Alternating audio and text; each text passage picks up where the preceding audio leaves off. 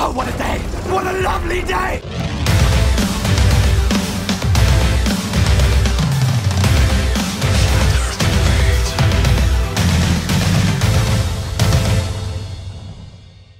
Welcome to Flat Earth Debate, Uncut and After Show.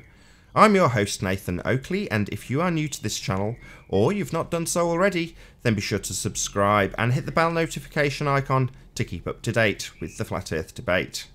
If you'd like to support this channel, there is a super chat that runs alongside each of these shows while they premiere. There's also a PayPal, Patreon and crypto link in the info box below the video.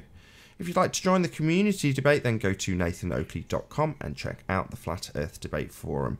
Now, before we start the live show, we do have 2 or 3 guests actually in the Hangout already, so I'm going to pass across to the Hangout so you can enjoy the dulcet tones of whoever the hell is in there while I set up for the first live show.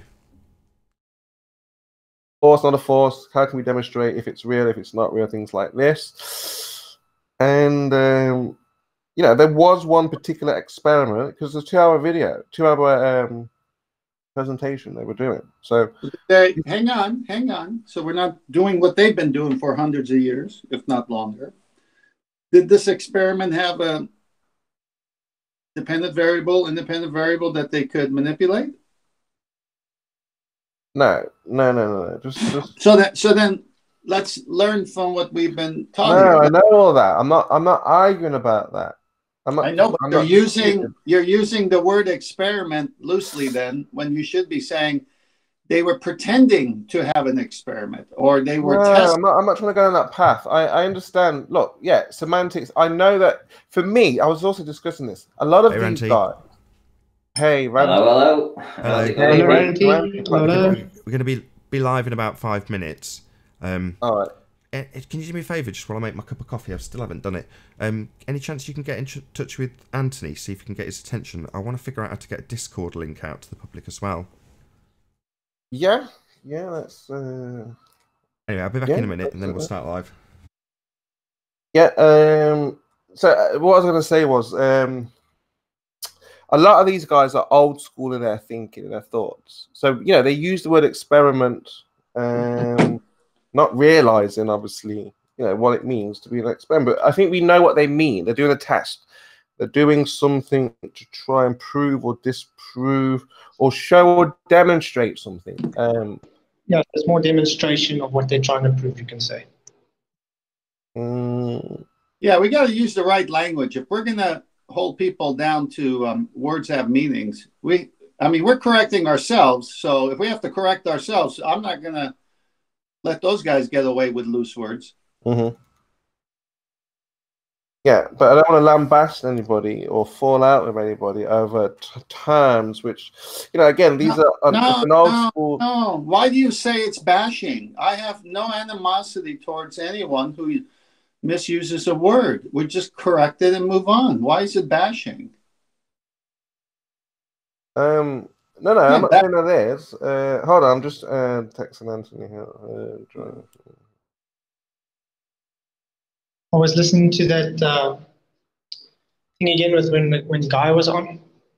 Yeah. All the Hebrew meanings and stuff. That could be quite interesting. Yeah. Yeah, I do that with the interlinear with some tools online, and you get the same thing that Guy said is what I found out just by using a interlinear. I think you need to watch it 10th man before kind of making a judgment, because again, it's not Bob's experiment. He was just showing a video, yes, of what somebody was doing to prove or disprove gravity, or the effects of gravity, or this force, this so-called force, yes, and he said it's in a vacuum, yeah, but you know, the ball earthers today in Discord were like, oh, this is not in a vacuum. They found the original video, found the guys. But we don't live in, but Spurs, this is what I'm saying. Because we're not good with the vacuum. We're not in the vacuum. We can't test in a vacuum because we don't live in a vacuum. No, I know, yeah. But so, even on a flat Earth, we still need to know why things fall. Right? No. Because they're more dense than the air, Spurs. See, the problem... let me just summarise the problem. Direction is relative. So if you arbitrarily assign down as the overall direction and then say there's a force that needs to be accounted for, that's because you've assigned arbitrarily down as the main direction that needs some sort of force. Well, Right. it's not. It's relative. Direction is relative. So there is no down. It's just relative to you or your vector. So it's not needed. This is the thing that's the most frustrating. There's no down on a flat Earth. It's a relative direction. All directions are relative. On a ball, Something- yeah. Not on a flat Earth, though. It's Yeah. just up and down. Yeah, relative to you, you can say something is up and something is down. But direction is relative. So to arbitrarily assign down and say we need a force because I observe a direction that's called down. No, relative to me. stop, hold on. I'm not saying... I give up Things- sometimes with I'm this not gonna- verse. I give up. I'm trying to give you the undoing of the argument. You're too keen to interrupt. Forget No, it. I'm Figure not it saying out there's a yourself. force. Figure it I'm out not saying- yourself. I'm not saying there's a force. I'm saying things fall. But even as flat earthers, we need to know why things fall. Like, But you let drop 'em. Nathan finish so he can know why things fall. Because you drop them. Thank you. Yep, it's out of equilibrium. It seeks equilibrium.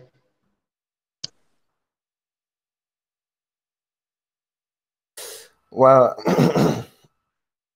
The whole needing to assign why things fall. First, you have to take the thing that is going to be falling and force it out of equilibrium. So typically, we don't observe things falling, he says, while it's raining. So we don't typically just observe these objects that are going to be forced out of equilibrium and then fall. They're typically in equilibrium. So if you take some dense mass and say, why does this dense mass fall when I throw it in the air?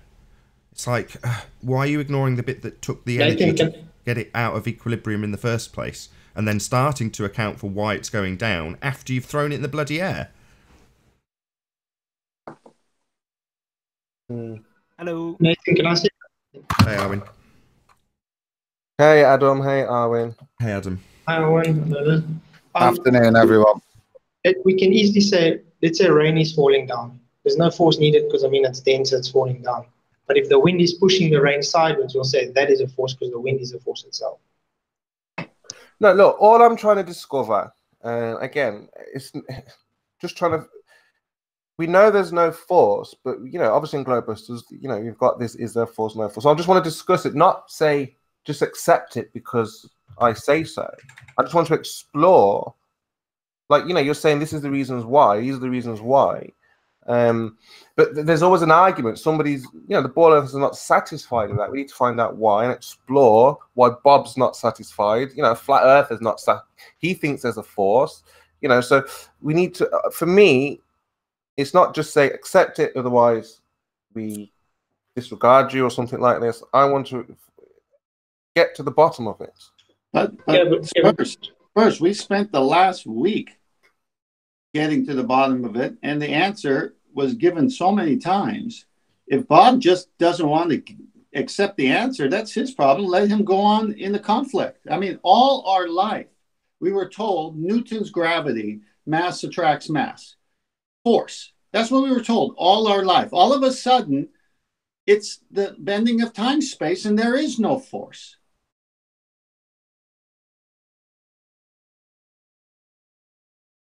Oh, what a day! What a lovely day!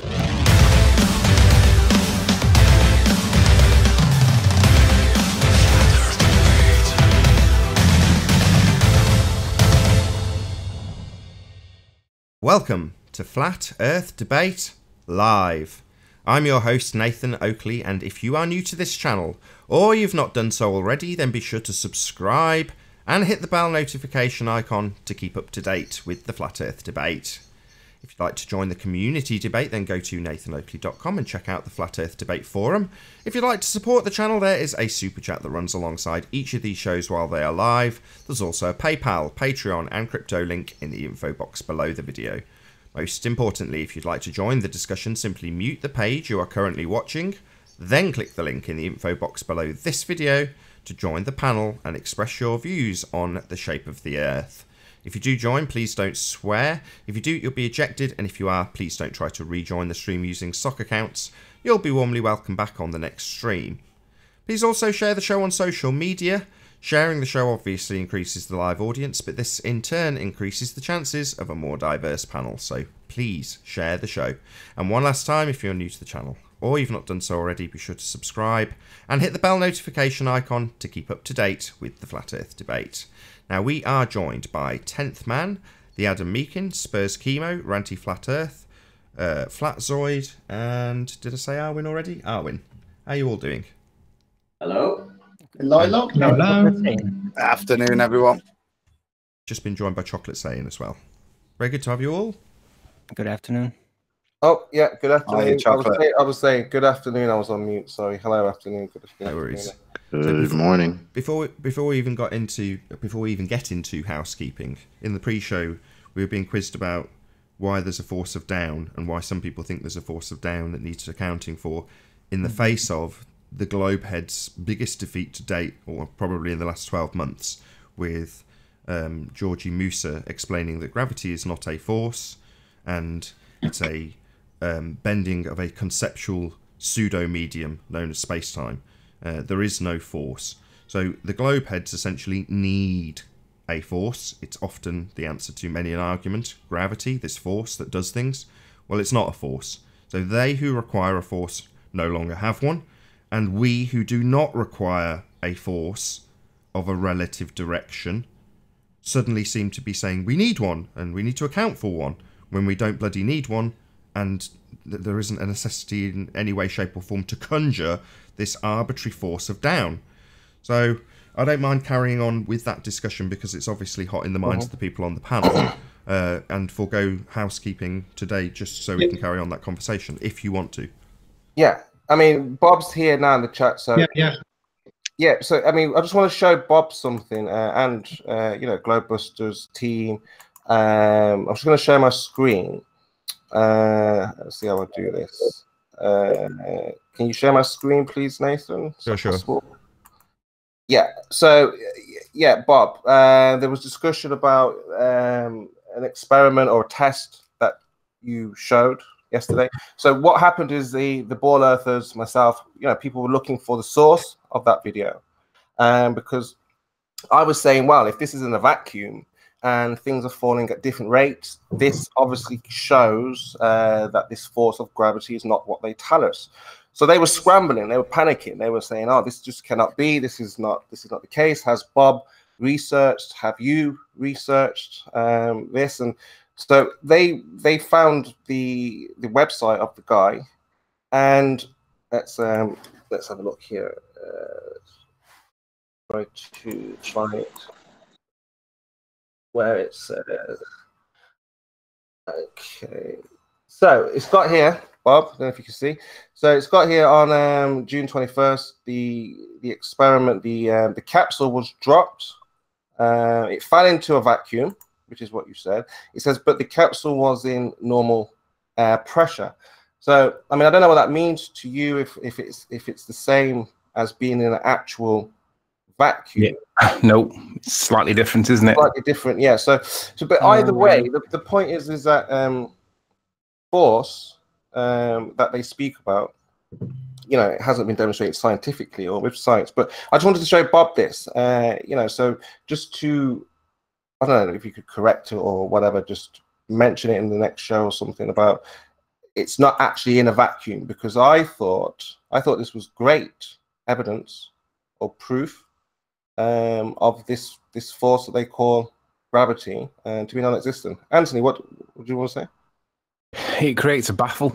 So when the capsule drops, I mean, shout outs to whoever it was that spotted this, but when that capsule drops, what that does is it, like, do you remember when the helium balloon was demonstrated in that little SUV, that Chrysler Voyager or whatever it was, and he drove the car forward at harsh acceleration, and instead of the balloon going backwards the way you'd expect, it went forwards.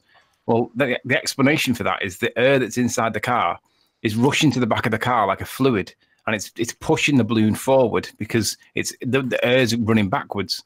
It's going to be the same thing inside this capsule. All the air is going to rush up towards the top part of the capsule, but then that's going to create a baffle or a buffer that's going to be pushing down on the weights.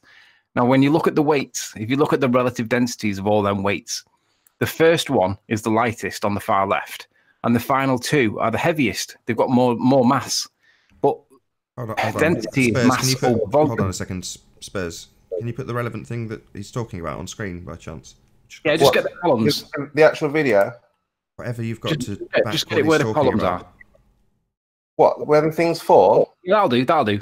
So the first one, lithium, right? Lithium is the least dense of all of them, and then it goes gradually more dense as you get across the top, and then you end up with iron and lead in the far two. The problem is, because density is relative, right? Then you've got mass over volume, so you've got more volume on the lithium because it's got less mass. So to make it the same, you've got to compensate by putting more volume because the mass is less. But if you look at on screen now, you've got lead on the far right-hand side, and it's moved. It's just up to like nearly 5. You can see the size of that, and you can see that lead as the heaviest, that's actually a bigger piece than the iron that's next to it, which is less big, and it's also less mass. So you've got the iron chunk, mass over volume, which is the volume is smaller than the lead. It should be bigger. So you can tell by looking at the iron relative to the lead that the iron's too small or the lead's too big. Now, why it's moving is a different point. But my point is that these are all of equal density because the mass and volumes are different. But the volume's important when you've got air inside the chamber because the volume and the air they have a proportionate relationship with each other. So you've got 2 different sizes and 2 different volumes, 2 different mass sizes and 2 different volumes. But these are all meant to be really, depends on what they're trying to show, but they should really all be the same volume, the same relative density, because they need to adjust the volumes and the masses accordingly to make them all the same. And they've clearly not done it because lead and iron are not of a proportionate size to what they should be, given their mass. So we've got actually air in that cylinder then. Well, yeah, according to the article, it's saying. But I was asking. I mean, again, if you have air inside a vacuum, what are the results of that? Where does that air? It kind of negates it, doesn't it? Because it brings into play, as Tony is saying, that the volume, because the volume then affects how it interacts with the air in the tube and therefore the falling rate. If it was a vacuum, that's why I thought it was quite a good experiment. If it was a vacuum inside, then the relative volume of it was kind of irrelevant in terms of measuring if there was any downward acceleration, because it was just mass related as opposed to the medium. But if there's air in there, it just makes it kind of irrelevant because so much else comes into play then. If you look at the different sizes of the things, some of them are flat discs, which are going to distribute that mass differently than the smaller, more or the larger like rod-like ones. It's yeah, and don't forget the effect on the air as well, because the air is dropping or the capsule is dropping. That's going to push all the heavier air, the densities of the air inside that capsule to the top, because it's an accelerating reference frame now. And that is going to create a baffle effect at the top. So that's going to have an effect as well. So really, if it was done purely in a vacuum and in a vacuum chamber, that would mean that the relative densities, because the volumes wouldn't have any effect on the air then, it would just be the mass, and that would have been brilliant. What would you expect to happen in a vacuum then, Anthony? Hypothesis. Personally, I think they're all right. If this was actually done in a vacuum, what would you expect to happen? I think they'd all rise at the same time, give or take a couple of microseconds. Who cares? That's not really significant. Okay, so you might as well. To be honest, the Globusters show last night, in my opinion, was probably one of the best ones yet, because it wasn't all everybody agreeing with each other. It was actually contentious. And that's how we need to be. We need to be able to call each other out on stuff. Yep. And have proper discussion where nobody gets it too personal, even though there are elements where it might have crossed the lines at times. It's right that we call each other out in a good way, because it creates conversation when we don't actually agree with each other. It's good. We should all be able to disagree. Well, it's great. It's kind of sad, though, that they didn't say relative density disequilibrium A causes forces equilibrium even once. That would have solved everything. Go on, Adam. I wasn't saying anything. No. Oh. Can I just shout out a couple of super chats then in that case? So shout out to Chow Yun Cat. Says not a $20 super chat, but you can think of it as one. Thank you very much indeed for the $2 super chat. And JQ also says Bob didn't prove gravity is a force, but you can think of it as Bob proving gravity is a force. George Musa 2019 paraphrase. That's nice. Yeah, that's really good. Thank you for the super chats. Really appreciate it. Cool. Yeah, so let me just give a quick two-liner for what I saw of last night's show. Bob admitted a self-imposed standard of evidence for himself was to present arguments or present evidence that supports the assertion that there is something. Now, at the end of the day, we can all agree that there may well be something, and that goes in the category of conjecture, right? We all know that there may well be something, and I don't think anybody on the flat Earth side argues that there may be something, or there may not be something else, right? Well, hold on. That depends. Hold on. Don't Too be so hasty hasty. concluding that. Yeah, I was going to say. Sure, but the thing is, we need to put this back into perspective, because he did say this a couple of times throughout, and it's worth repeating. We all know it's not a sphere, right? We all know it presents itself as flat. Whether it's actually flat overall, who knows? Maybe not. I'm not sure. I'm 50-50. It could be something else. I'm open-minded in that context. But what we can all agree on is that it's not a sphere the size we're told. That's absolutely agreed with everybody. We all know it's not. Yep. But if Bob's going to present arguments and evidence to support the assertion that there is a force, the best thing he presented last night was the gravimeter. That was his crescendo point as far as I can tell. Now, at the end of the day, his words were, he likes to take this back to science. Now, his argument is that there is a force, right? And he uses the numbers that were shown on the gravimeter to demonstrate that said force. There is another force out there that hasn't been considered by Bob. And it's not even my argument, but I'm sure Paul will agree with me that there's the possibility that the thing that the gravimeter is actually detecting is not only ethereal, but it could actually be some element of supernatural in the sense that, and I know this is spitballing, so forgive me, but I'm going to say it anyway. What other force is there that we're told of that is omnipotent, everywhere at all times, and always involved? But if we can't do anything with it, perhaps it's not actually a force, and perhaps it's actually evidence of, dare I say it, God himself. Maybe we can detect his presence, but we can't do anything with it. But to say that it's a force means that you've got to demonstrate in science that it can cause something. And if it was the case that the gravimeter could detect this force, there should be loads of experiments or actual demonstrations of cause and effect showing that whatever the gravimeter is detecting, this is what we can manipulate and prove that it's doing something. But there isn't any. There's no evidence that proves that the gravimeter proves a cause and effect relationship. Sorry you measuring. Just the deduction is it's the same level of proof as that. Oh, look, scales. Scales prove it. Sorry to interrupt. It's the same thing. Guys, can somebody read the first two sentences from this wiki article about relative direction, please? The most common relative directions are left, right, forwards, backwards, up, and down. No absolute direction corresponds to any of the relative directions. Now, Bob doesn't like that. However, there is one absolute direction that I think that is worthy of a discussion. I think there is one absolute that we could all legitimately discuss whether or not it is absolute direction, and that would be the compass north, the magnetic north, because you don't need a human to reference that. You do need a compass, but you don't need a human to be there to perceive it. It's always there, but you do need a human for all the other things. And the minute you say, I think that, you are personalizing it because that's your perspective. So when Bob said that there is a universal up and down, that's only true if you're all stood the same way. Now, he argues that, well, that allows the heliocentrism argument to exist. That's true. I agree. That's what I was saying earlier on. There is only up. That's an absolute direction. It's not a relative direction. Yeah, it is. What are you on about? It's only if we're all stood the same way. But if we are stood all the same way.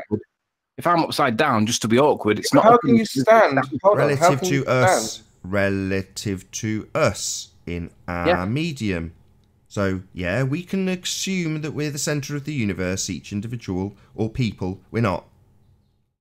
Up is not an absolute direction. Down is not an absolute direction. How is that not? How? Well, we're not. We can assume as if you say up here, up is the same direction for every language, every person. They all look. When we say up, it's in the same direction. There's nobody who could say relative and he points in a different direction. Yeah, as soon as you say when we, you tie it to us. Mm-hmm. Yeah. Who else? Okay, I'm going to start getting frustrated, so I'm going to butt out at this point. Fine, no worries. If you want to arbitrarily assign down as an absolute direction, fine. We don't need a force, flat earthers. They need a force, and they haven't got one. Now, we could just take that as a win and move on, or we can decide to invent unicorn farts. Well, on you go, invent unicorn farts, or decide that it could be a possibility that unicorn farts might be real. We can't discount that, right? Yeah, what a load of horse shit. I'm tired of it. That's a different theory. Yeah, we're talking That's about the gas pressure related direction. So absolute direction. Is there an absolute up? Is there an absolute down? There's only one down and there's only one up. That's the point. There's not another. You can't go somewhere else and say this is up or this is. But you have to confirm that first. Spurs, please read the first two sentences. Yeah, Bob dismisses this though. Just want to hear Spurs.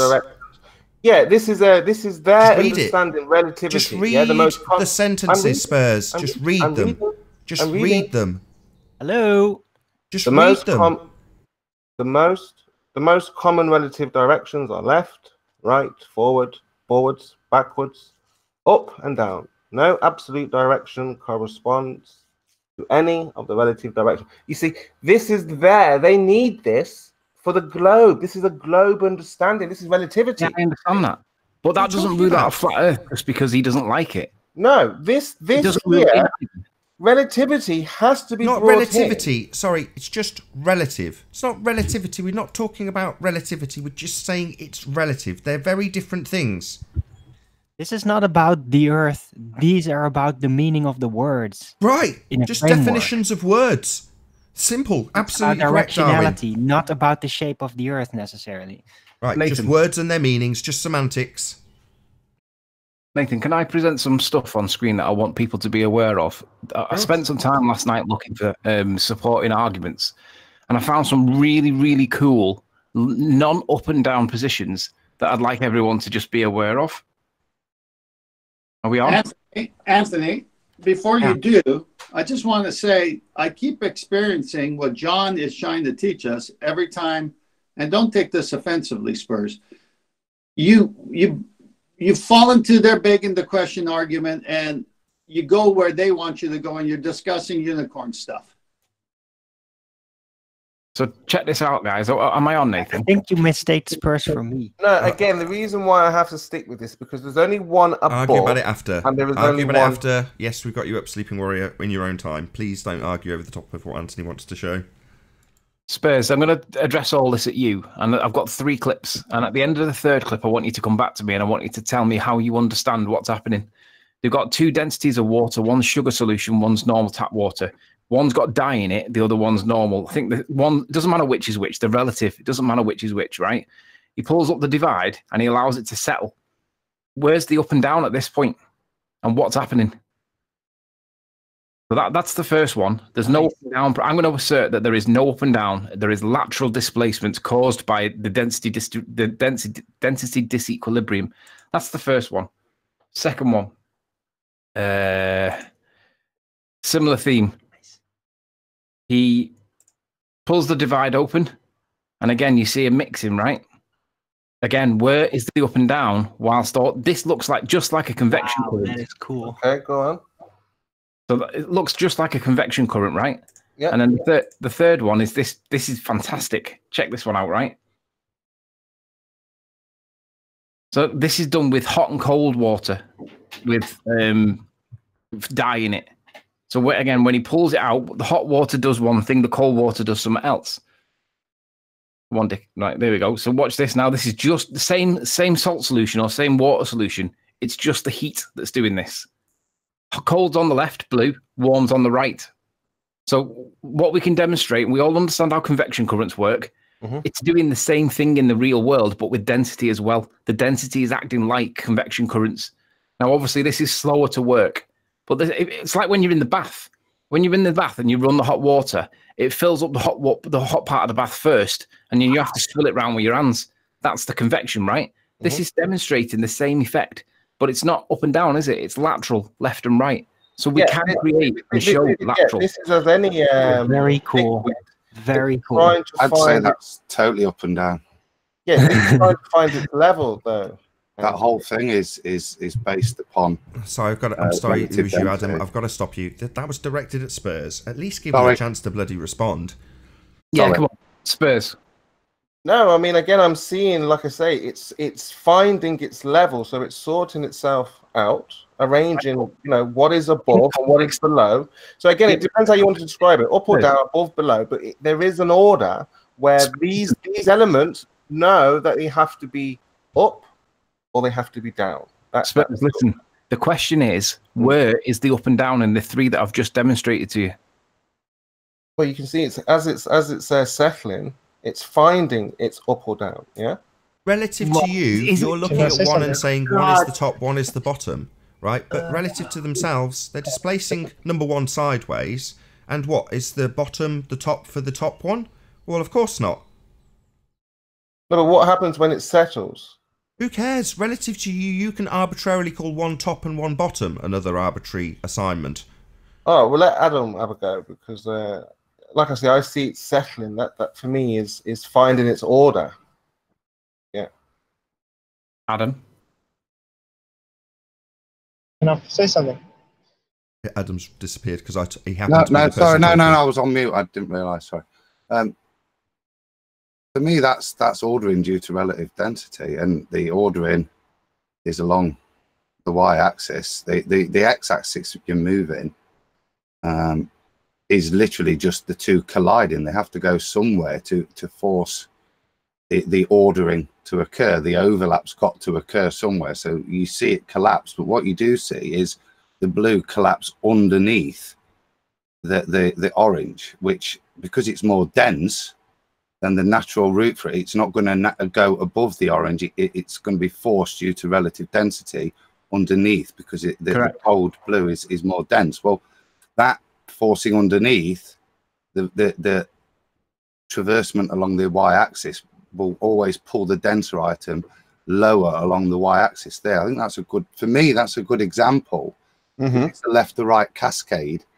It shows you what happens in terms of, as the two media come together, how relative density keeps the two separate. It's quite... Well, let me just give the two positions. The second one was the one that interests me, because it didn't play all the way to the end, but that was really cool. But well, let me just transpose this into a different, the two different positions, right? We have the first position, which is its relative density caused by the density of the liquids or the gases or whatever, and we know that we're looking at it and we're describing it with up and down. But if we weren't observing it, the unit that would be in question would be the mass over the volume. It would be the densities that's deciding the actual order. That's where the order comes from. But it's because the humans there interpreting what they see. That's where the up and down come from. But again, think about it from the non-human perspective. The language that these two things are communicating with each other, or in this case, arguing with each other, is not to do with up and down. It's to do with, I'm more dense than you, you're less dense than me. Get on top of me or get below me. But it's not a direction. It's not relative. But hold on, it is, Anthony. Above can't be to the side, can it? And below... more dense. When I say above, I'm saying above, but it's more dense and less dense. That's the deciding factor. That is the up and down. Above and below is up. Above is from up. The human. From the human. You just described it. You just said one is above. Yeah, I did. But what's really going on there? What is the point to this? Why does there need to be an up and down? It doesn't. It's the human that puts the up and down it's there. Just That's seeking equilibrium. Look, you can point it out, up and down. That's really nice. But how is that relevant to the technical issues? Let me answer that. Because there's a certain handful of people that want to assign a force to the down part of it. Even though in this example, for every bit that's going down, there's an equal bit going up. So it's doing the complete polar opposite. But for some reason, we need to assign a force to the down bit. That's why we're having this conversation, Arwin. It's total and utter nonsense. We're all focused on the down bit. I'm going to take the position that you did before, Arwin. No, no, no. There's something pulling everything up. Obviously, look, we can see we can arbitrarily define an up to it. So there must be a force pulling all the red shit up, right? No, boneheads. The way. Well, there is a lateralness to the relative density. That's No, well, quick, let's assign a force to up then. Can I but jump in and that's say why I something? say lateral. It's basically the z-axis. But that's it. It's not relevant to the theory because the theory doesn't require directionality. It just looks at the relative density in relation to its surroundings. That's it. You only see lateral because it's in the container. Yeah.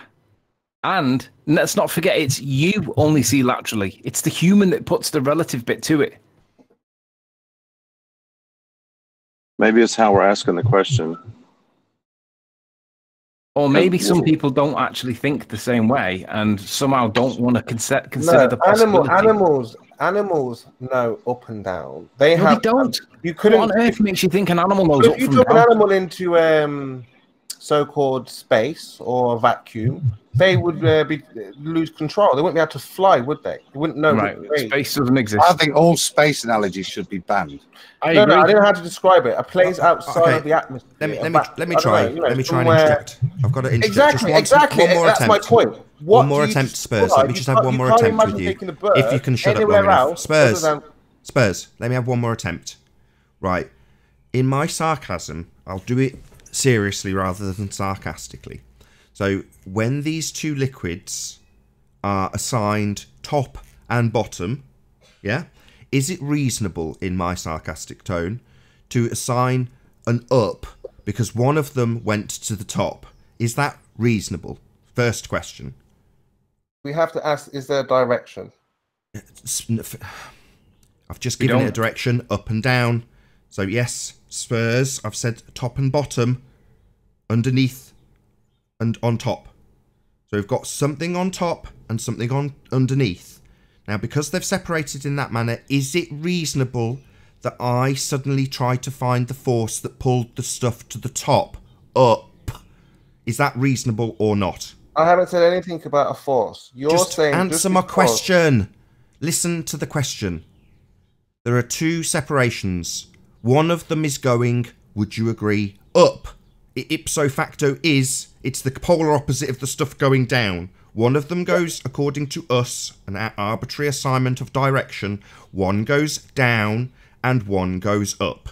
This is simple. Can't you just agree to that bit first of all? Yeah, I said yeah, but fine. I mean, you keep saying arbitrary. No worries. Now I'll ask my actual question that you sidestepped. Is it reasonable that because one goes up, that I look to assign a force that's pulled it there upwards? No, I didn't say it, force, no. Say again. What was your answer? I'm not saying there's a force. I'm not asking you that... What's my question? Are you assigning a force of up, or is it reasonable that I assign some force that may or may not be there that's pulling the top stuff up? Is that reasonable or not? No. So why is it reasonable to do the same exact thing with the stuff on the bottom for down?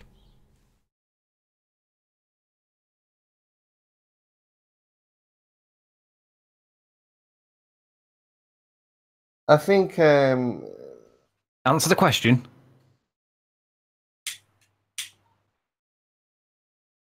No, because we're talking about direction here. That's all we're... Is it reasonable? Hold on, Anthony. So we've assigned up and said, look, half of it goes up. So quick, let's find the force of up. Now, according to you, not reasonable. Now, I've completely changed it to down, and equal and opposite reaction, you've got half of it going down. So is it now reasonable to say there's a down force where it wasn't reasonable to say there was an up force pulling the red stuff up? Nah, to be fair, Nathan, Hold it on, doesn't really Arwin. work. Spurs. No, of course, no. No. So we don't need to find a force for the down bit either. I haven't said a force. This is what I'm saying. I have said it as a question. Is it reasonable where it was unreasonable to assign up pulling the red stuff? Is it any more reasonable to assign a down pulling the blue stuff? Obviously, the answer is no. No. Right. Course, no. So why do we need this down force exactly? I'm not saying again. You're asking. I'm not saying there's a force, but there is a. As what then? Spurs, only focus on one question. You got 5 in your head. Just answer the one question. Yeah. Why do you have to attribute it to up and down? Up and down doesn't mean force. Forget force. No shit. Move on, no please. shit. Yeah. Up and down doesn't mean force. It's just an arbitrary assigned direction. Yeah. Well, unfortunately, there's a few people that want to assign down a force, Spurs. No, that's what I've been saying. It doesn't mean force up and down. It just why do you keep it's just sidestepping the it? direction of. So what are you saying? We should stop using the word down as a relative direction useful to reference things? Well, no. Obviously, we're talking about a force here, and you keep sidestepping it because you've got questions about other people who want to assign this force and saying, I don't assign it like I care. It's not crucial to the argument. It's not personal, Spurs. Right. Okay, Adam. What do you make of all this? Yeah, but hang on, Spurs, you haven't answered the question yet. I did answer it, Anthony. I've answered everything now. So it's not reasonable to assign down to the blue bit or up to the red bit. So therefore, no need for down forces then. Yes, no forces. How many times I'm going to say this? No forces whatsoever. Yeah, but no direction neither. The units in play have to do with the density of the, in this case, densities of the liquids, right? Yeah, in this instance, yeah. And in this Right. It's the same in all instances, though, Spurs. You know, if we had Earth, and Earth, say the mass, say the density of the top bit was, say, 6, and the one underneath was, say, 18, and then we had Earth, but that was 2,000 because iron's quite heavy, it would sit along the bottom, wouldn't it? And that's where we reside. So we're in the mixture of air, but it is a medium. It is a density medium, and there is different elements to it. It's dynamic. It's continuous. It's like, imagine getting a big paddle now and paddling through that and mixing it all up. That's basically what the sun does, and a variety of other things: weather, sun, rains. There's continuous variation caused by numerous factors, so it's continuously mixing. So, and it's probably the case that sun is doing that mixing because it needs to mix so that we can breathe. Now, that doesn't mean anything more than it's just the way it is. It could be created, but the chances of that being like randomly formed, the way allowing us to breathe, is pretty remote at the best of times. But my point is that everything's dynamic and mixing up anyway, caused by the sun and the weather and all that. So we don't have this concept of, well, really, it's us that gives the concept known as up and down. Everything else is an ecosystem that we live in. No, well, how I see it, left and right is relative. That's how you would see it, because obviously, you know, left and right. But up and down is not relative. That's Really? how I see it. Why? But I understand the argument. Yeah, here. Nick, I'm really sick of this line of thinking. Yeah, let's move on. Can I jump in? Maybe do Yeah, your come on, house. Paul. I want to hear what Paul says. Maybe let's move on. Do housekeeping. I think, and what I think is happening is, that's what I said, I think it's the way we're asking the question. I mean, I think our experience, we've always said up is towards the sky and down is towards the earth. So really, if you want to ask the question a different way, why do the less denser things move towards the sky, or order them towards the sky, and why do the heavier things or the more dense things towards the ground? I wonder if that might be a better way to describe it, because I think that's what we're trying to say. Why does this ordering occur? But I don't think I think that's just a law. I think it's just the way it is. I don't think We're back to that point from about 18 months Yes. ago. Hold on. It's completely irrelevant to relative density theory. It is relative density. Why is it ordered in that way? Well, based on its density. That's why, Paul. So, yeah. And then how things move within those densities relevant to each medium that you might be in, depending on the layer that you're in, and depending on its density, and where it will settle in equilibrium. Right. So it's all relative something density. And that's kind of what I was driving at. Nathan, do you remember when me and Arwin had that very public disagreement about what was causing the order? And we had a hangout dedicated to it, just me and Arwin, where we basically went no holes barred and we battered each other, right? And it was, to some it was entertaining, but to me and Arwin it was important. This whole FE topic now is at the point that me and Arwin were about 18 months ago. Yes, now, exactly. Yeah, now we're at this Bob point is doing exactly what I was doing when I was defending gravity. Correct. Yeah. But what me and Arwin are now... Arwin, would you agree with me that me and you now, even though we may not agree on everything, we're a lot closer to an agreement than what we were 18 months ago when we were fighting? Right, I totally agree. Yes. But I want to hear Arwin's side of that for a bit. Right. So I would like to respond to this kind of up and down thing before, because, yeah, you can definitely explain it through gravity. You don't need to. Yeah, but I'm going to do this because I want the whole thing to be shown as it is. And gravity is very suggestible, the concept of it. So, yeah, what gravity supposedly does, if you presuppose to force this equilibrium downward, right, what it does is the heavier things displace the lighter things upward. And that is the explanation for gravity for this division. So it can definitely be explained through gravity, but it doesn't actually solve the problem with gravity, and that is that you can't prove it. Well, here's something.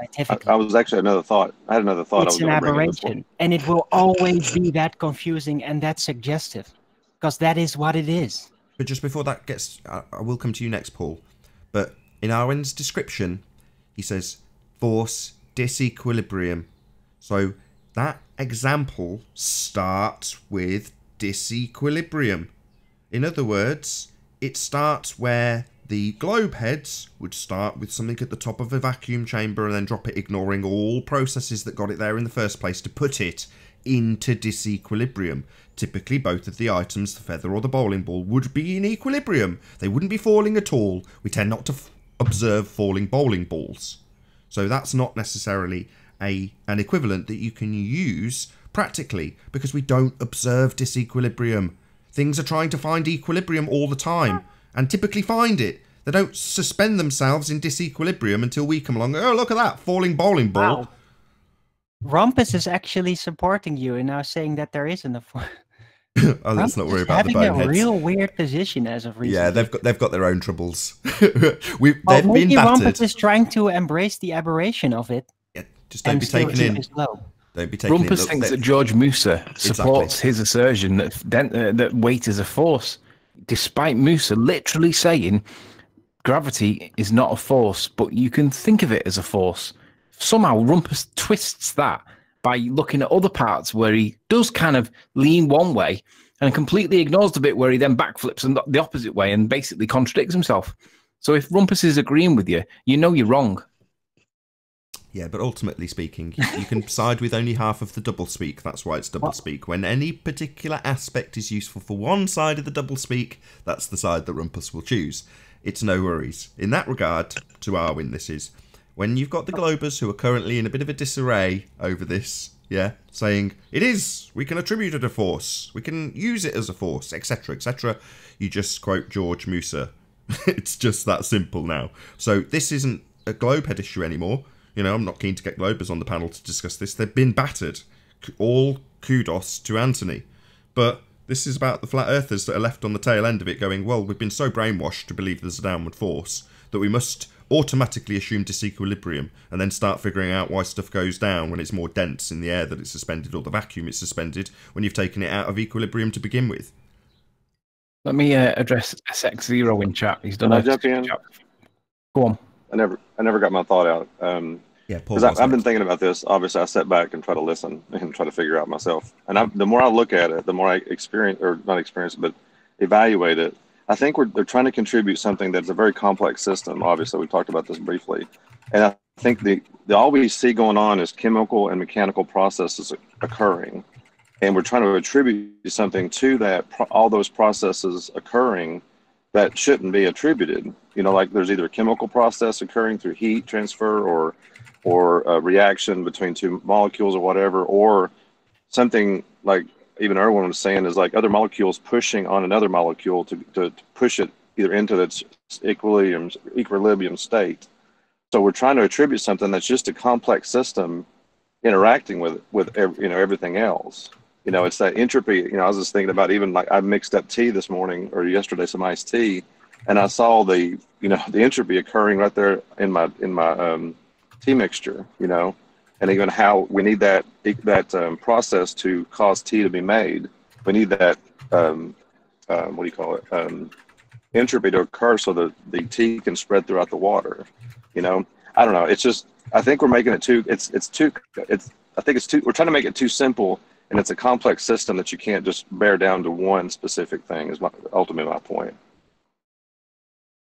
Let me have a go with the hammer point. SX0 said, "Can you guys address the example Bob gave yesterday in space? If he's referring to the hammer." And Bob said, when you get into the middle of space and you're not within any gravitational pulls or whatever, and you let go of the hammer, what direction does it go? And Jaron's like, well, you're assuming that space is a real thing, right? And he's like, yeah, but just go with me for the sake of this. And obviously Jaron's going to say, well, it's going to float in it. It's not going to go in any direction. Well, we all realize that whatever space may or may not be, it's not what we're being told. We need to remind ourselves of when that density layer is getting less and less and less, your relative state, your relative mass in the medium that you're in is getting heavier and heavier and heavier. And we know that because when Fight the Flat Earth said if it was all down to relative density, it would slow down as they get into towards the more dense medium. Well, they would speed up as you get towards the less dense medium as well if you were in a state of free fall. But you're not. You're having to push yourself through with a rocket. So as you're pushing yourself through, there's less and less air for your rocket to push off. And you're getting heavier and heavier and heavier because the medium around you is getting less and less and less. That's why rockets all seem to go up and then come straight back down. They're not going into an orbit. They're coming straight back down because there's nothing up there to sustain the weight that you're in, unless they can prove that space is actually real. So with regards to the hammer question, my answer would have been, it'll always displace the vacuum that you're in that they tell us is space. And it'll always fall back towards Earth. Because like you said right at the start, with the relative directions, that allows heliocentrism to exist. But we're not living on a ball. Well, I can flip that around the other way and say, well, we're not living on a ball, so you can't have space either. So if the hammer gets dropped, it's just going to fall straight back down to Earth at like 600, 700, 800 miles an hour. And then it'll do what Felix did. It'll start to slow down as it hits the thicker air.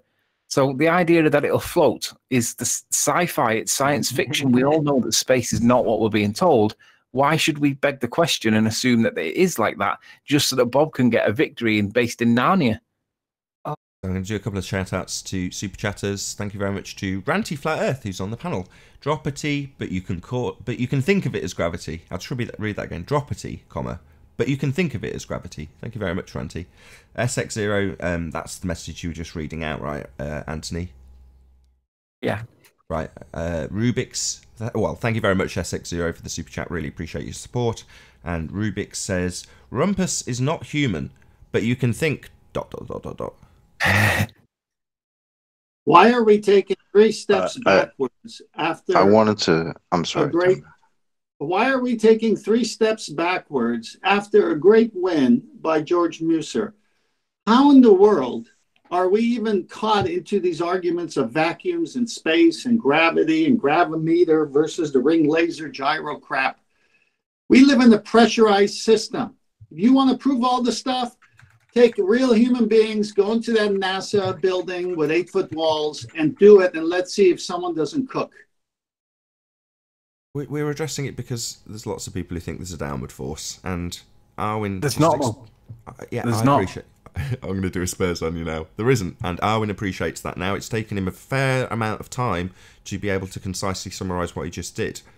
More power to him. You know, it's been a battle to get there. But that's a useful tool. You know, why are we here? Why are the people with that belief? Well, let's just focus that energy on the globehead people that are far worse position than the people who think there's a downward force. Let's be honest. Right. But hold on though, Nathan. It's not over yet, and that's also part of that conclusion of the aberration, because there may be some weird, unexpected off chance here we go. Gravity might be manipulatable after all. We figure it out. I'm not too concerned that people might. Currently, prove we unicorns. definitely cannot prove it. Yeah, you can't. That's an argument from ignorance fallacy. You can't disprove unicorns. Right, but we might be able to find unicorn skeletons. We might discover unicorn It might farts. change everything. Yeah, we might. There's a million mites. Anything's possible. Blah, blah, blah. Couldn't care less. Well, with technology, potentially, there may be something achieved that will clarify what is causing this division, this lateral division within the relative density. Well, you've just answered your own question. What I'm saying. Relative density. You answered it within your own Yeah, statement. I know. Relative density does it. That is the actual cause-driven thing. But what causes the lateral division in the first place? Well, it's like trying to find the answer to the what second. causes relative density, basically? Yeah, it's like trying to find that? the answer to the second law of thermodynamics. What causes entropy? Well, you're never going to find the answer to a natural law. And as far as I'm concerned, this should be considered it once it's explainable in maybe one paragraph, rather than a 3-year argument about a downward force, assigning relative directions arbitrary forces. Well, right. Yeah, that's the bit I'm tired of. Like, you're tired about arguing it from the position of relinquishing the downward force and describing now force disequilibrium, which you're entitled to do, you know, but unless there's someone like me saying, well, we don't start with things in disequilibrium generally, we start with things in equilibrium. Everything's sought its equilibrium, and then it's there when you come to it. You know, and if it's not, there's normally a reason or a process behind why it isn't. You know, a tree growing? But we have these arguments still. It's necessary, so I should really calm down, take a breath, and say, no, there's enough people out there that have still got this magical unicorn farts, I mean gravity force, stuck in their head. And even though we don't need it, even though it's not necessary to our narrative, people still want to believe in a dropity or downward force. And, well, fine, you know, we'll just keep saying it's relative to the medium, it's separated in terms of its medium and its density. You know, we can just say the same things over and over again, and when people say, well, no, down is a definite direction, look, there's the ground. Well, yeah, you're looking and assigning a vector from your position and then saying it's down. Well, no, those separations have been dictated by the density of the medium you're looking at. You know, the ground is more dense. It's like if you want to say, I'd stand at the top of a cliff and drop something and it has this certain velocity downwards, and then I say, oh, well, I've just done the same thing, and it didn't. It stayed in exactly the same position. Why is that? And they go, well, that makes no sense. Of course it went down. Well, no, my cliff was at the top of a different medium. It was at the top of water, and it didn't. It just suspended itself on the top of it because the medium was far more dense. But nice. I'm still at the top of a cliff. It's just medium specific, right? You know, same with the beach ball example. You know, you've got a beach ball on the edge of a beach. Nothing's happening. Might be a bit of wind blowing it around a little bit, but that's obviously attributable to the wind. But when it all dies down, it's just in equilibrium. It settles where it is. Now, you can do one of two things. You can try and put a bit of energy into forcing it into the water medium, down, when we assign a direction to it, and then it'll go in the opposite direction when you release it, having ignored all the processes to get it down in the first place. And the same applies if you use a bit of energy to take it up. So it makes no odds. It's just dependent on the medium and the density of whatever it is you're looking at, and how you arbitrarily assign a word to what it does, up or down in this instance. But there's always going to be an opposing thing that happens. There's always going to be an opposite reaction. Now, in their narrative, the ballers, they say, well, that's the buoyant force. You're having everything pulled down, therefore the opposite reaction is as a byproduct of the gravity force. Horse shit. Everything's just finding equilibrium. You know, if you're forcing something out of the way, it's going to go up. But you don't start finding the force of up. There's no necessity to do so. Let me just address Bob while I can see him in chat. Bob, right at the beginning of Globebusters, one of the first segments that they dealt with was my video that was basically said, it was described or titled something like to the ignorant flat earthers or something like that. Let me just put the context to that. I had a massive disagreement with Nora, and Nora does believe that there is some relative or some universal up and down vehemently. But when it comes to the proof in the pudding, she hasn't got any proof in the pudding. She just believes it. And a reinforcement is the fact that Aristotle, the fantastic philosopher that he was, in some way inspires her because she studied him while she was younger in an earlier life. That's her justification for why she thinks that there is a relative up and down, an absolute up and down. The video was originally aimed at Nora because I do consider Nora, without any evidence to support her assertions, to be pushing nonsense. Because when I challenged her on what nonsense she was pushing, she didn't have any evidence to support it other than Aristotle, who was a philosopher. Now, let's be clear. A philosopher is not somebody that's based on empiricism. That's science. So a philosopher is somebody that daydreams and wonders what the stars might be. Now, as credible as that may be to some, it's not to me. So when I was saying that this is an ignorant flat earther position, it was actually aimed at Nora, because she's influenced Mark Doxey and had an influence on him to believe that Mark Doxey can feel gravity.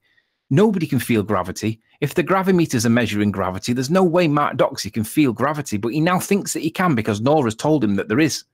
And that's why I was aiming it, because at the end of the day, if you think that there is an absolute up and down and you've got nothing to support it other than conjecture, other than philosophy, that is not a strong position and you should not be pushing it as truth.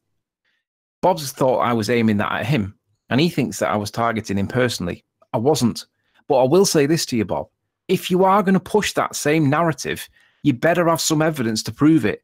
Now, you have presented some evidence, and by your own admission, that was your task to try and present arguments and present evidence to support your assertion that there is an absolute up and down. Whether or not you did that is open to the jury. In other words, the watchers, the listeners.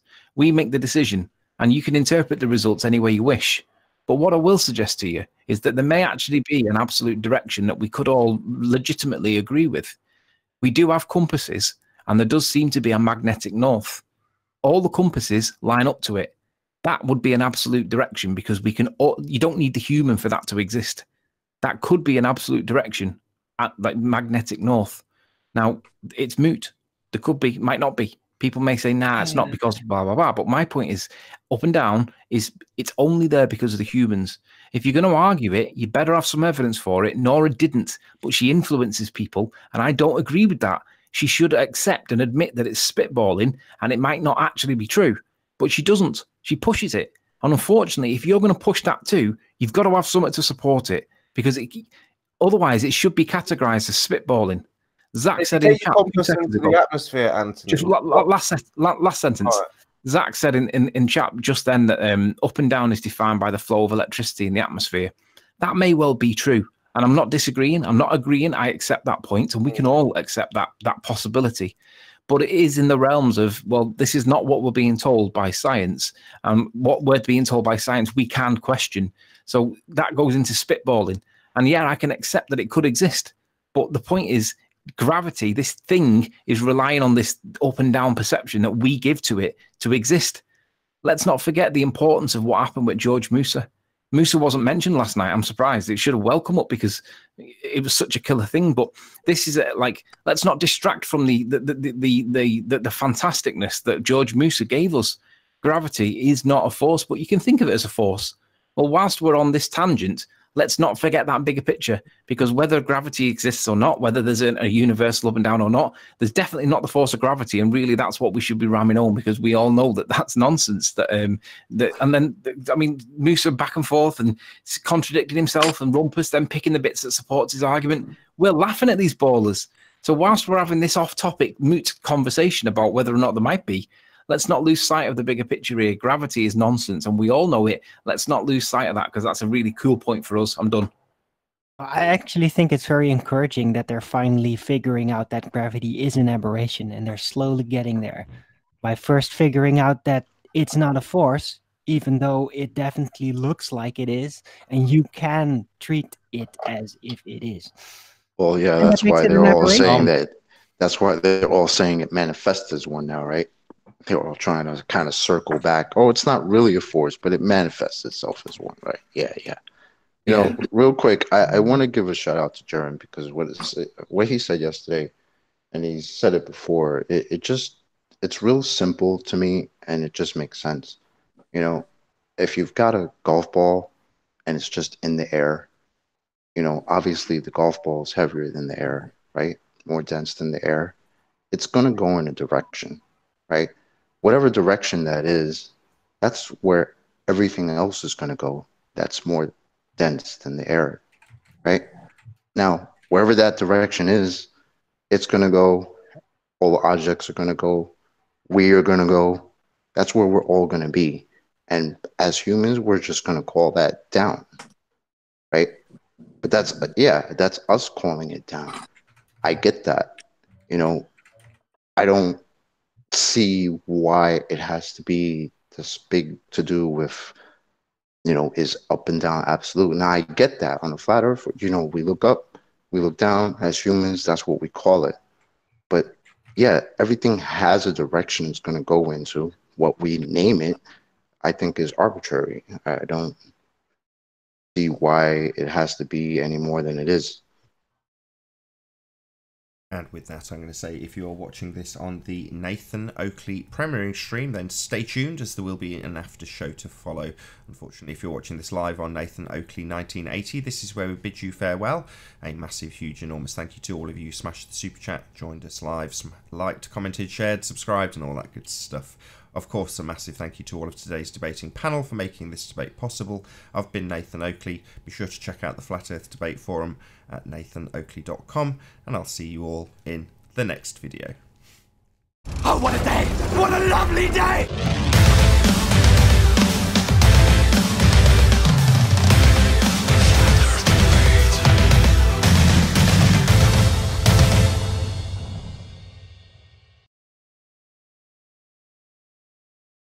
Great win here.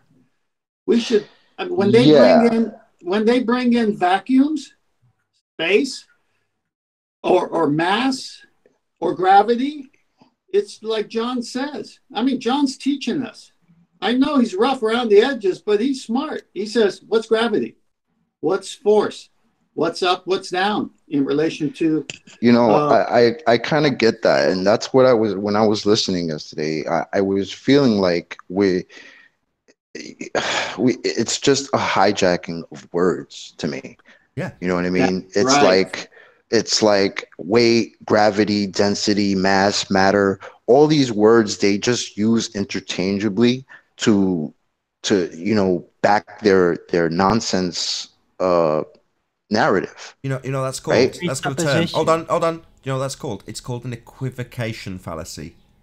Using different definitions interchangeably for the same thing in the same argument. So it's an equivocation that they're actually doing when they do that. That's why John highlights what's mass. Oh, a mole.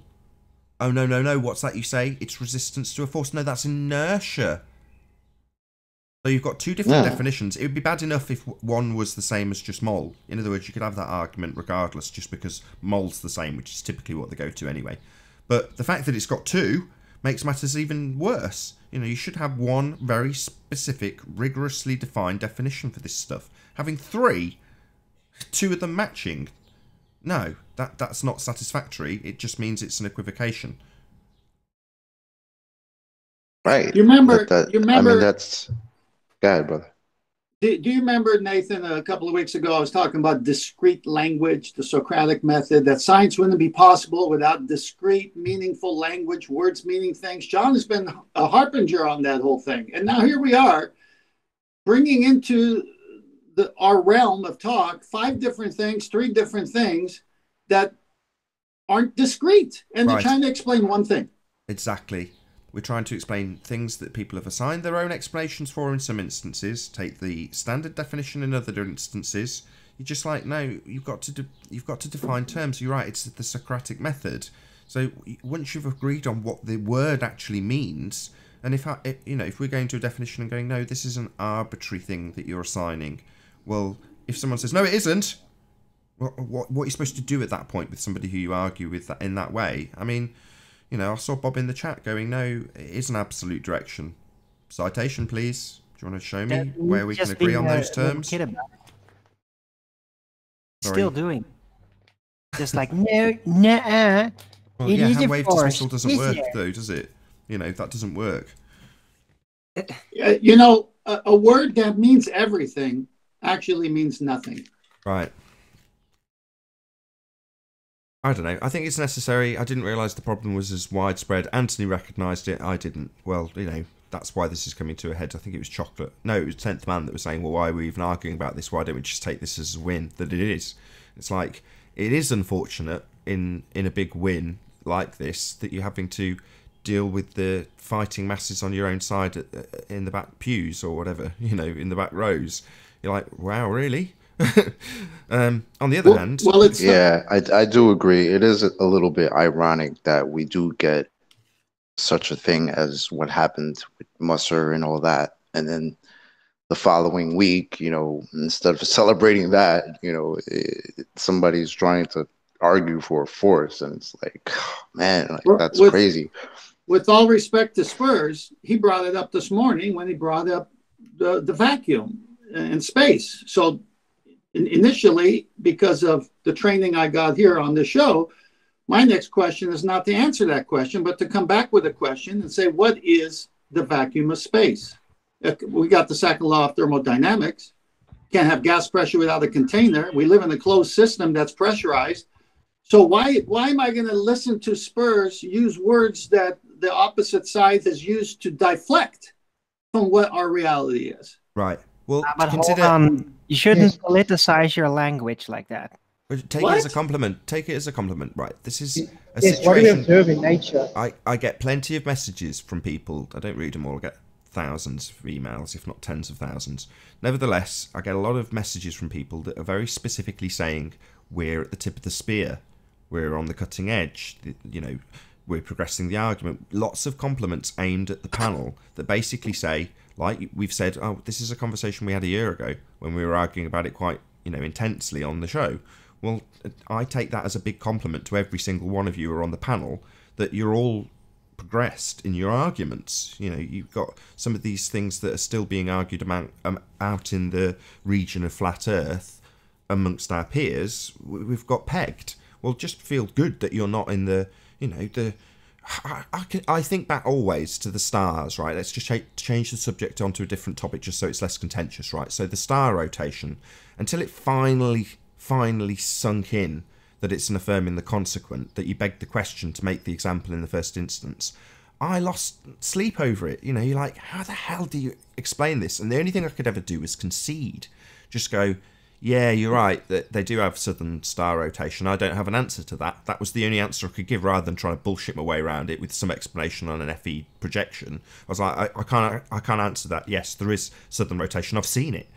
How can I get around that? I know it exists. So what am I going to do if I don't know the answer? Then you come to the answer, affirming the consequent, if P then Q, Q therefore P, and begging the question, assuming the Earth is a sphere when you make the example, and suddenly you go, my God, it's always up. The sky's always up. We're not travelling over a curve. There's no reason to assume I'm antipode.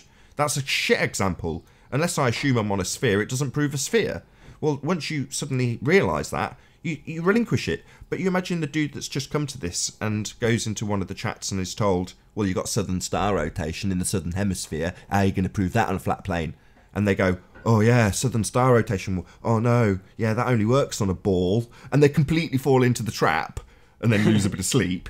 Yep. Well, we're progressed in those arguments. And this is no different. The gravity thing is no different to the star rotation thing.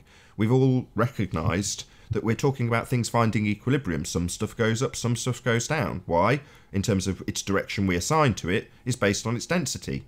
Well, that is all you need to explain what occurs. Yeah, okay, I'll concede, as I think 10th Man said on the show, I think it was Paul, there are a million other mechanisms at play. Absolutely correct. It's not just that simple.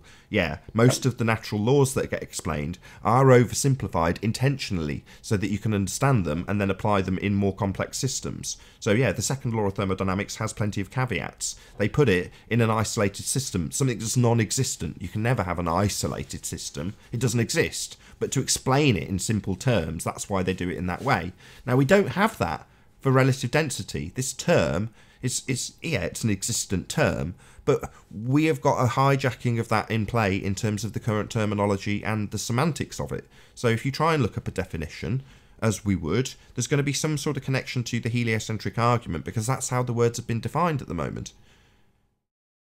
Nathan, when I first came on your show, you probably don't remember this, but you schooled me pretty good, but in a nice way. I brought up some argument, and you said, yeah, 10th Man, that's 2015. I had to think about that for probably a couple of seconds. I go, what does he mean by that? That's 2015. Have they progressed? Am I stuck in the old arguments?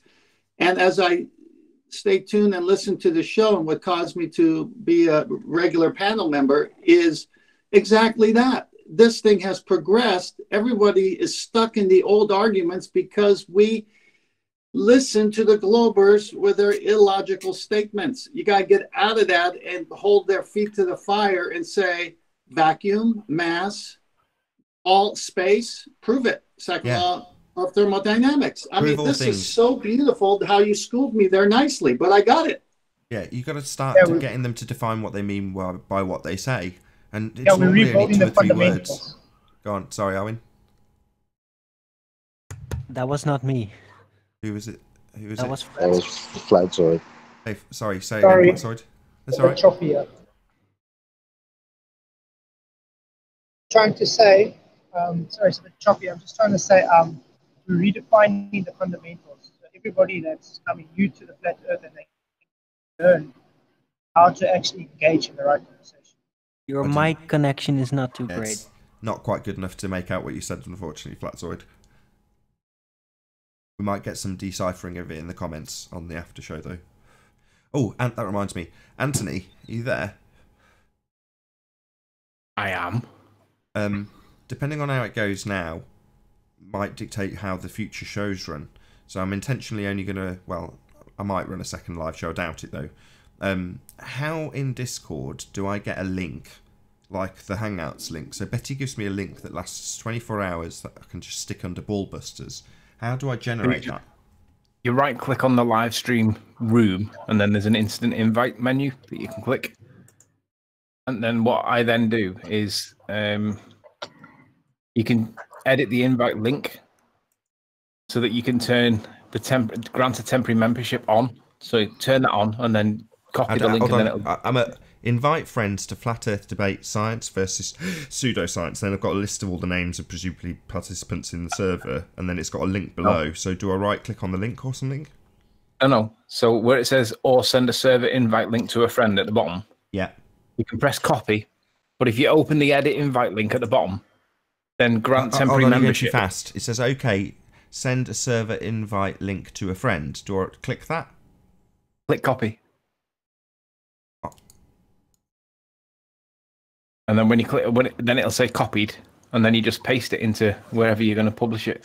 But that hasn't edited anything to do with the link. That's right. But you want? What do you mean edited to do with the? No, it's edit the settings. Edit invite link. Sorry, it was just so dark. So light I couldn't see it.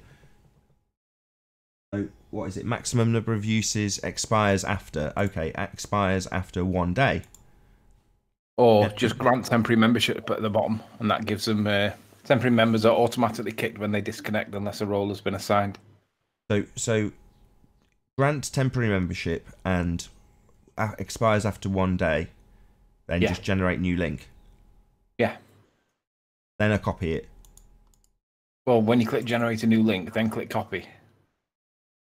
And then it's a copied, and then you paste it in the whatever window that you're going to publish it in, presumably in the live chat or wherever you put it. Yeah, I'm going to put it underneath the show, So what will happen is, like it does typically, the show fills up with 10 and then no one else can get on. Well, that's because all the people typically on the show are friendlies, right? So, well, if there's going to ever be any ballers that are joining, then to keep an extra way of joining, I might as well have the Discord. I'm going to stick that in now. Well, are we still on live now, or have you turned it off? No, well, we're not live anymore, no. But we're still recording. Yeah. Okay, so that means okay, that's easy. So from now on, I think what I'll do is I'll put both out. I'll put a Discord link and the Hangouts link, and then I'll unserve and mute myself. Just FYI, so I don't know if you all tuned into Ballbusters, Anthony. You don't know if I am tuned into it. Did you watch it on Saturday? I saw bits of it. I was busy doing stuff. Towards the end, there was an issue with the Discord not being able to hear very well, and I just could not for the life of me figure out. Not only that, when I got back to the desk after setting it all up, the mic stopped working, which happens from now and again. You just have to unplug it and plug it back in again and reset the desk. So it came in, no VU meters. I'm like, mic stopped working. And John happened to be in the Discord server, so he's like saying, breaker, breaker, can you hear me? Hello, hello, breaker, breaker, stuff like that. And I can see that my mic isn't working. Oh, Hello, Unusual. Got a bit of feedback for some reason. Hello. Can you hear me? We hear you, yeah. Good to have you. Yeah. Great. How's everybody doing? Very well, very well. Very well. What's up, man? We're getting feedback from you, though, for some reason. Not too much. Yeah, I had a couple comments earlier. I was actually in here, but I don't think you noticed me because my icon's black like 10th man. Oh, right, my bad. So- Sorry, Oh, I've right, my introduced bad. you. I've seen you. You've got feedback for some reason. I don't know why. I Here, hold on. I'll try to fix that. think it's just your speaker's too loud. So anyway, Anthony, while Unusual sorts that out, so I didn't realise, but Discord had set itself to the webcam mic. So I'm muting my main mic, thinking that no one can hear me anymore and everything's set up as it should. But in reality, what's happening is the show's not getting a feed from my mic, but the Discord servers got everything. It's never shut off. Do you see what I mean? Yeah, so you just go into settings and change the sensitivity and the input within Discord. No, not sensitivity problem. I just needed it to be going via the desk. So I want the output to come from the desk. Yeah, so you click on user settings. No, I've done it. I did it with Ranty, but figuring that out was a pain in the ass, and I couldn't figure out. I'm trying to get to the end of my story, so not knowing that meant that while I'm trying to figure out how the mic's working, and John's saying, "Can you hear me? Can you hear me?" Eventually, I'm like, "Yeah, I can fucking hear you. Shut up!" But I didn't realise that because I thought the mic wasn't working, but of course, because it's linked to the webcam mic, he heard every word of it, and it's like now he's holding it against me. John's holding that against you? Well, Jove, I know when someone's saying it in jest, but they mean, yeah, your card's marked now, mate. That's what he's saying to me, and I know it. That's okay. He'll get over it. Yeah. But we all know you're a knob. It's fine. It's just frustrating because I've got to get behind the PC and unplug the USB cable, and while I'm trying to fiddle with that, I can hear him going, "Can you hear me? Can you hear me?" And if you don't get a reply the first couple of times, right? So I'm like, "Shut the fuck up," because I'm trying to pull a USB plug out to get the mic working, so I can say, "Yeah, I can hear you," but he could hear me. Yeah. Anyway, fascinating. Yeah, he's very passionate. He is very passionate. He's also very bad with his delivery. He's not very compassionate. Because not all people are being arsey with him. Some people are genuinely asking and don't know how to ask him without him jumping down the throat. Well, you know what? Part of me doesn't have a problem with that because, feelings have nothing to do with the actual shape of the earth. So when we got people lying to us about, we live on a ball, fuck their feelings. Okay? That's the way I see it. Nathan, when we were talking the other day about what's the difference between correlation and multiple independent variables, yeah, I could not get my head around the difference between the two, no matter how many times he explained it, and he was getting short-tempered. It doesn't help me if I'm not getting it, right? He needs to present it. If he can't present it in a way that makes other people understand it, then either that other person's daft, which may well be the case, or maybe it's the delivery himself. And sometimes he just assumes that everybody instantly understands it because he's told them it. No, I didn't understand the difference between a correlation and multiple independent variables in one experiment. It's not multiple independent variables in an experiment. You're talking about a scientific theory as opposed to a correlation-based experiment. So, right. Complex hypotheses, remember? Yeah, so complex hypothesis in no way compares to a scientific theory. So a scientific theory comes to its conclusion based on multitudes of scientific experiments with a single independent variable. Well, if there's multiple factors that control something like plant growth, then obviously you're not going to say the cause of plant growth is, you're not going to have a single cause because there's multiple factors. But that doesn't mean that you suddenly go to a complex hypothesis. It means you have to perform multitudes of experiments with single independent variables that are varied and manipulated to establish the cause of the effect. Well, once you've got all of those individual experiments with independent variables in every single instance, you can then build a scientific theory based on multiple independent variable-based experiments. I thought Sunday's show was fab because everyone is talking about it now. I just don't want people to lose sight of the Musa thing because the Musa thing is our win. What we're talking about, although it is contentious within amongst ourselves. But Riley, we've been talking about this. This is not brand new topic for us. Hold on. unusual. You've got to sort your feedback out. For some reason, either you're not using headphones and you've got speakers and they're just playing straight through your mic, but we can every time you open your mic, it just feeds back. Who are you talking to? Unusual. And hello, SX. Hello, Nathan. Is there gonna be another show? Typically I don't on a Monday, and I wanted to set up Discord, which I thought would be a lot more complicated than it was. I don't know. You should do another one today, Nathan. It's been a really good show. Okay, give me 5 minutes. Yeah, I was gonna say, Riley. I mean, yeah, you know, Bob brought this up yesterday, and it's been going on, but we've been talking about this for a while. This is not brand new. I mean, you know that. Sure, but I think everyone's on their own journey, and because everyone's on their own journey, they're not all at the same point at the same time. Like me and Arwin got this, like I say, we got this 18 months ago, and we battered each other with it because we both had a view, and it's no different to what's happening right now. You could literally go back and watch the hangout with me and Arwin battering each other, and it's the same points that we're talking about now. And with that, I'm going to say a huge, massive, enormous thank you to all of you who have joined us in the Nathan Oakley premiering stream for tuning in. Hopefully smashing the super chat, liking, commenting, sharing, subscribing, and all that good stuff. Be sure to check out nathanoakley.com and the Flat Earth Debate Forum. Another massive thank you to all of today's debating panel. I've been Nathan Oakley, and I'll see you all in the next video. Oh, what a day! What a lovely day!